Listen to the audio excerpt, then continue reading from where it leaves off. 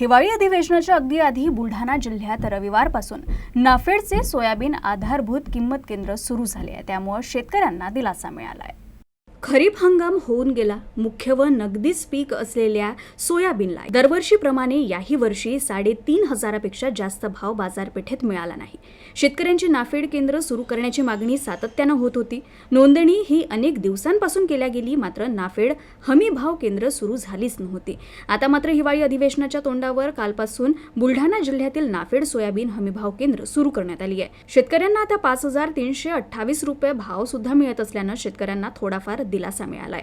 यासाठी शेतकऱ्यांनी नाफेड केंद्रावर सोयाबीन घेऊन वाहनांच्या रांगा लावल्या आहेत। साखरखेर्डा नाफेड केंद्रावर वाहनांच्या रांगा लागल्याचे चित्र आहे। यावर्षी अतिवृष्टी झाली असल्याने सोयाबीन पिकाला मोठा फटका बसला असून सोयाबीन पिकाची गुणवत्ता योग्य नसल्यामुळे भाव कमी मिळत असल्याची भावना शेतकऱ्यांनी बोलून दाखवली आहे।